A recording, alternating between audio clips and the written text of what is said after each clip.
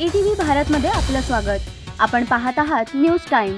बिल्किस बानो प्रकरणात सर्वोच्च न्यायालयानं गुजरात सरकारचा दोषींची लवकरच सुटका करण्याचा आदेश केला रद्द। न्यायालयाच्या निर्णयानंतर दोषींना पुन्हा तुरुंगात जावं लागणार। गुजरात सरकारनं शिक्षा माफीचा दिला होता आदेश। भारत सरकारनं मालदीवच्या राजदूतांना बोलावणं धाडलं। मालदीवच्या मंत्र्यांनी पंतप्रधान मोदींविरुद्ध केली होती टिप्पणी।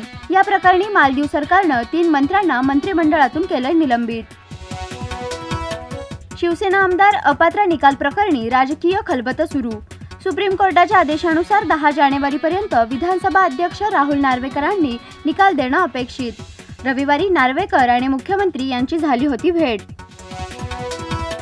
देवेंद्र फडणवीसांचं सुरू असलेलं नाटक लवकरच संपेल, सरकार कोसळण्याचा खासदार संजय राऊतांचा इशारा। बाळासाहेबांनी शिवसेना सुरू केली तेव्हा शिंदे गोधडीत होते, राऊतांचा खोचक टोला। आंदोलनासाठी मराठा समाजाकडे 10 लाख गाड्या असतील तर आमच्याकडे 2000 गाढवं आणि मेंढरं तयार। ओबीसी नेते प्रकाश शेंडगेंनी दिला आंदोलनाचा इशारा। आरक्षण मुद्द्यावरून मराठा आणि ओबीसी मधील तेढ वाढण्याची शक्यता। दोन्ही समाज 20 जानेवारीपासून करणार मुंबईत आंदोलन। अजितदादा आता सिनियर सिटीजन झालेत, खासदार सुप्रिया सुळेंचा उपमुख्यमंत्र्यांना टोला। रोहित पवार अजून बच्चा असल्याचं विधान अजित पवारांनी केलं होतं। तलाठी भरती परीक्षेत विद्यार्थ्याला मिळाले 200 पैकी चक्क 214 गुण।